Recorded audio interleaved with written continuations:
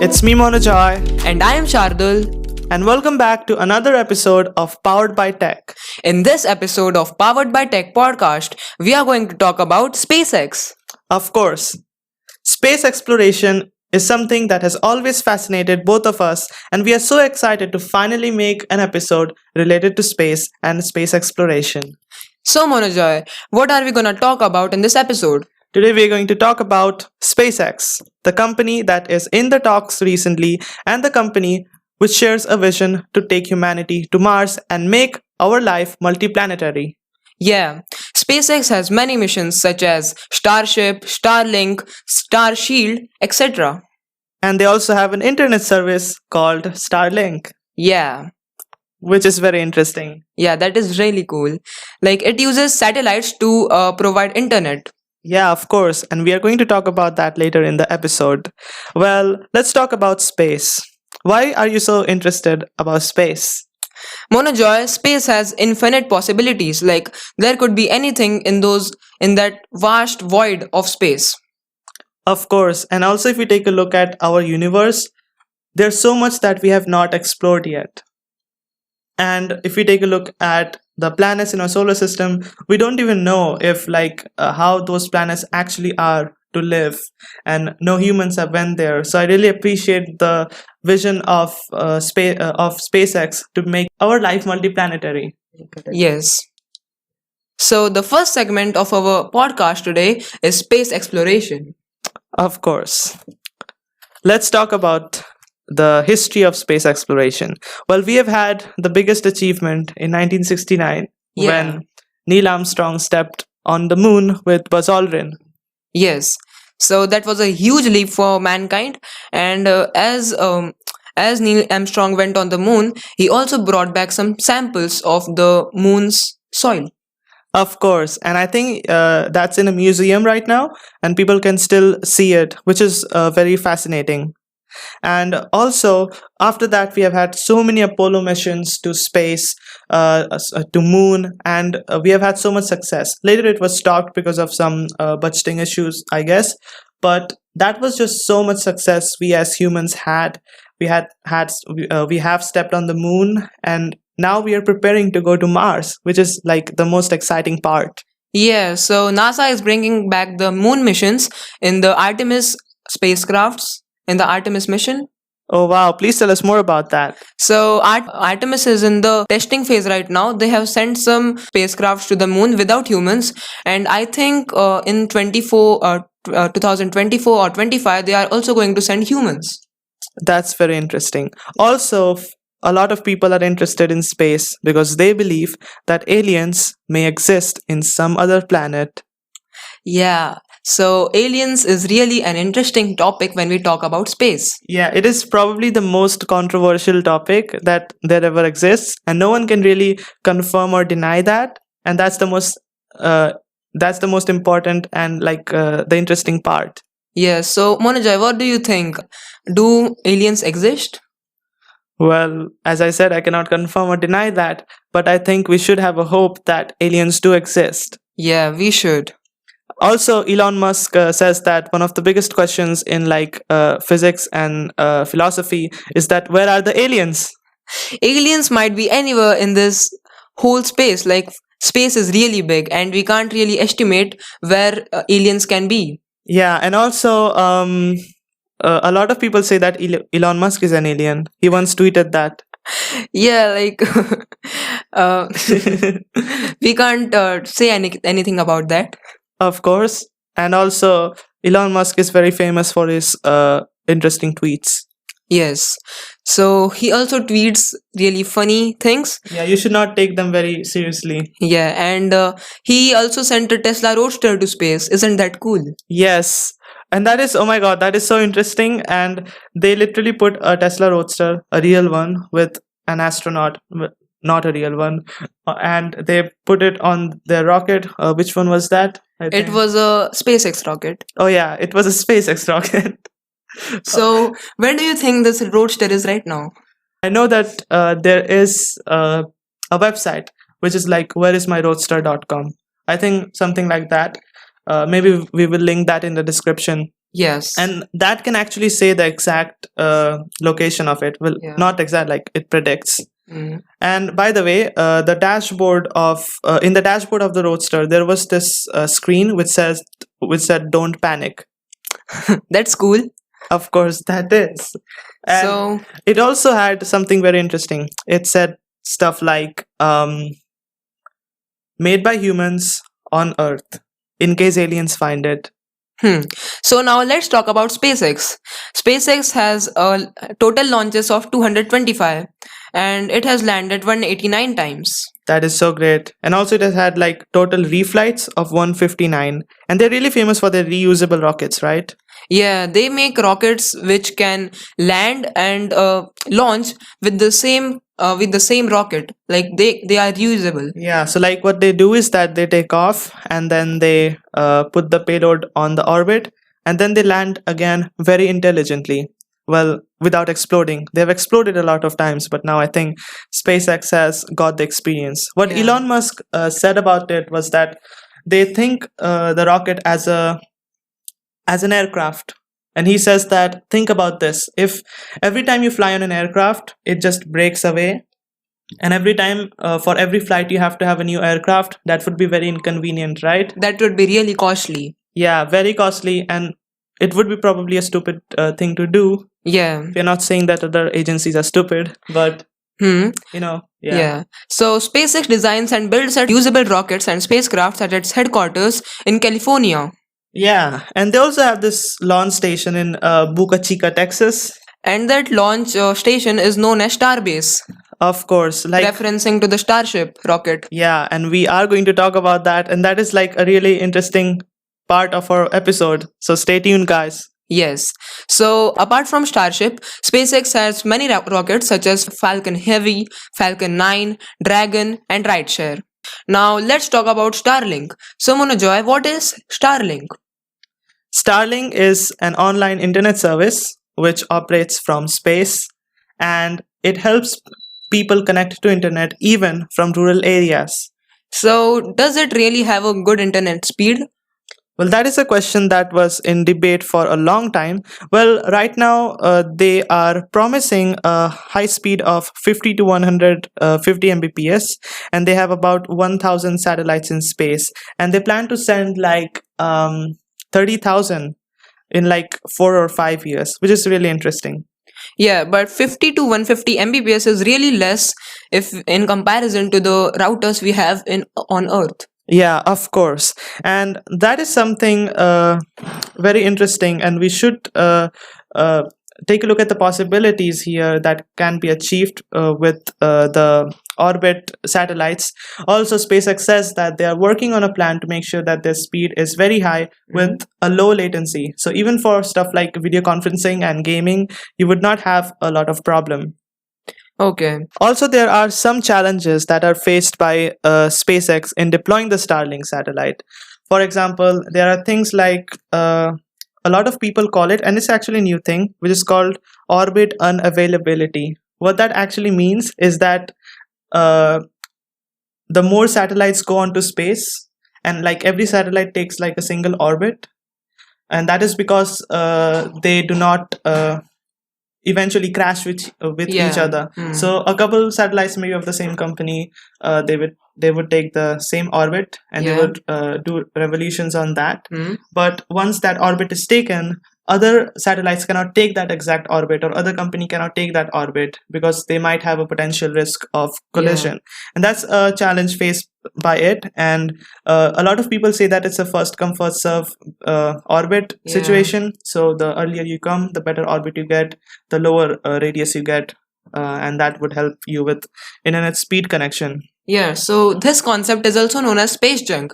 That means the more celestial bodies or the more the more bodies orbiting in space, the less space there is for other satellites to join it, Yeah. to join the orbit. So hypothetically, you can literally run out of space in space. Yeah, we would be trapped in our own planet. We can't. Yeah. We won't be able to get out. Yeah, Okay, and a lot so- of people take this seriously. Yeah, we should take it seriously, of course. Of course, because a lot people say that in space you have a lot of space, but you may run out of space. in space. So as Starlink has started its internet service, I think many other companies are also going to come up with their ideas. Of course, and actually, it's a country that's trying to come up with the ideas. Okay. It's China. I thought I knew that. Yes, Yeah. we all had that coming because China has to do. They have to do something, right? Yes. So they have a plan of using 6G connectivity completely based on satellites, and they call it their new 6G plan, and they promise a speed of 1 Tbps. Yeah. They have Yeah. like 1 Tbps target in space, which is interesting because Really Starlink interesting. and also Blue Origin is operating some internet services, and they are not able to guarantee that high speed, which China claims that they can do with this 6G connection. It's actually a university in China that is planning to start this, and let's see if they have any success. Yeah. Also, they have a plan to launch a constellation of satellites to provide 6G internet access worldwide. That would be really interesting. So, China's 6G satellites would orbit at a lower distance from Earth, that is 350 kilometers, while Starlink orbits at 550 kilometers. So, China has this concept that if they orbit at a lower distance from Earth, they can get a higher speed. Yes, and that is exactly the problem SpaceX is facing, right? And as I talked about orbit crowding and orbit unavailability, Yeah. this is basically the same thing. So China So- wants to get a radius which is like below Starlink to get high speed, like 350 kilometers above Earth, while SpaceX is at 550. So let's see if that helps. So, if China takes up that orbit earlier than SpaceX, they could have a firm grip on this industry. Yeah, so it is definitely a first come, first serve because the later you come, the worse orbits you would get. And it is a situation in which you just simply cannot have high speeds. Yeah. But Monojoy, I think that in this industry, there is a bigger problem that these companies would face, that is geopolitical concerns and data privacy control issues that the countries might do on them. Of course. Now, China claims that they really care about their citizens, about data and stuff, but we all know that we cannot guarantee. Yeah. A lot of governments have banned their applications, including India and the US. And recently, the US is in talks with the government, and they're just doing this discussion in Supreme Court that they want to get rid of TikTok. Okay. So, Monojoy, I have recently heard that SpaceX has partnership with NASA. Yeah, SpaceX has a lot of plans for space exploration with NASA. So, how can NASA use SpaceX to launch their rovers and satellites and spacecrafts? That's a really good question. Actually, we all know that NASA is government funded, and as you know, government has a lot of other stuff to focus on. So they just don't solely focus on space; they focus on healthcare and infrastructure, construction, all those stuff, right? So NASA usually has a low budget, and NASA cannot adopt this mentality of SpaceX, which is like make rockets, blow them up, learn from them, and make them again. So Yeah. it is just simply not possible for NASA. They're like, we have to make it right at once. Yeah, it's taxes of the people. Yes. It's not a private company, right? And they cannot blow up. They're Yeah. like, we won't blow up. So I think SpaceX can share their technological ideas with NASA. Of course. And one of the biggest things that NASA wants from companies like SpaceX and Blue Origin is their rockets, because they have just innovated so much. Like Blue Origin also have reusable rockets. Yes. So those rockets will be definitely helpful. And also, a lot of people say that this China's 6G plan could also have a lot of potential geopolitical implications. What do you think about that, Shardul? I think, Manojoy, that other countries will also regulate some new rules for this new industry, for this new 6G industry that China wants to regulate on. Yeah. So if the China would get the opportunity to regulate, they would get to set the rules of the industry because they would be the first. Yes, and also there are no protocols when it comes to space internet services. Yeah, when I think when other countries would hear that China has a firm grip on this industry, they would certainly make some and regulate some new rules. Yeah, and also we have regulations on Earth, right? Now, who regulates space?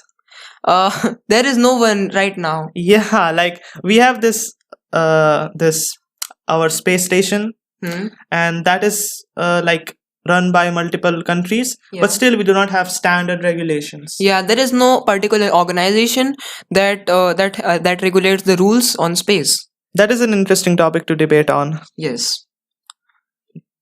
So now Starship. So Monojoy, what exactly is Starship? Starship is a spaceship built by SpaceX, which can carry up to 100 passengers and tons of cargo. And this is exactly the spacecraft which will take us to Mars if we succeed with the Starship launches. That would be really interesting if we get to go on Mars this early. I wouldn't have thought. Yes, of course. Do you want to go to Mars someday? I would like to if I get the chance. Of course, same here. Yeah. Because think about this. We have made so much progress in science and technology that we can now literally go to another planet. Yes.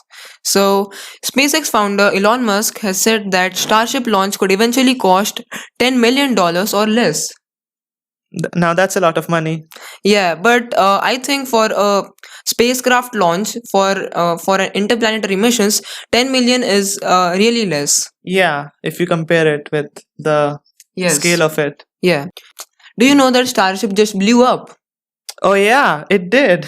On April 28th, a fully stacked and fueled up Starship was all set, and it had the super heavy booster hooked up into it, and they were all set for a liftoff. Yeah. And then after a few minutes on air, they just were not able to, like, they had some issues with it, and Okay. the flight termination system, the FTS, triggered itself, and then it just blew up.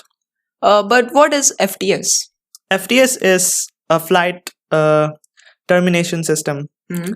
What it does is that if there's anything wrong with the spacecraft, and if there's something that could potentially cause harm to people on land, and say it can crash on people's face, Okay. so we don't want that. So it will Okay. just terminate itself like a self-destroy button. Okay.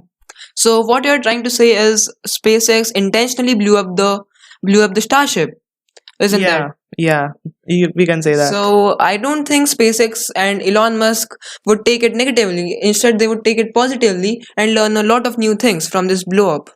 Yeah, of course they have a learning opportunity, and they have this mindset of blowing up things and then learning. Yeah, that's a really good mindset, Yeah, we should say. of course. We can try that in exams. We can fail this year and then try to learn from that. Well, not recommended. Now let's talk about the latest Starship explosion and what that could mean for the future space exploration. So let's talk about that in a little bit detail. So after t is equal to 4 minute, due to loss of vector control, the FTS was activated, and the flight self-destroyed itself. However, SpaceX really considers it as a successful flight because it was a test flight. And a successful test flight is the one that successfully lifts off. Yeah, so SpaceX lifted off the Starship, but eventually it blew up. I think that it would be a successful test flight because it lifted off. Yeah, and that's basically the goal that you're trying to go after when it's a test flight. Yeah, so we could see that their engines were not lit, engines started failing, and explosions on the Raptors went down. And there was a hydraulic loss, and the entire spaceship had a 9% thrust loss, and because of that the FTS was activated. Okay. And also let's talk about what impact that could have on SpaceX's plan. Do you think that this might delay their mission to go to Mars? I think that it won't really delay the spaceship mission because I think that they have actually first thought about it, that the explosion could happen, and they have made their plans to not delay the spaceship launch in the future. Of course. And when they have such a big mission, it's natural that they will fail multiple times because they are not going to orbit, they are going to Mars, Yeah. literally a different planet. And the Starship literally wants to go to Mars, live there, and then take off again and come back. So how much fuel? Like a lot of fuel, right? Yeah, a lot of fuel. But the cost of fuel would actually get reduced because the launch vehicles are actually reusable. Yeah, and that's the best part. Now think about this. If we did not have reusable rockets, if we go to Mars, then we would not be able to come back, right? And it would be like a Yeah. suicide mission. Launch vehicles wouldn't actually be able to come back. Yeah, and then no one would want to go to Mars. Yeah, but now because there are reusable rockets by SpaceX, people can actually go to Mars or to the other planets and actually come back, which is really fascinating. Yeah, and also recently Elon Musk tweeted that they are planning to go back to Mars. Sorry, not Mars. They are planning to launch the Starship again in 6 to 7 months, which a lot of people claim is unrealistic because their launch had done a lot of damage to the launch pad. I think that what Elon Musk is saying can be real because we know what of CEO Elon Musk really is. Like he plans it thoroughly first and then executes it. And I don't think the company will set back upon one failure.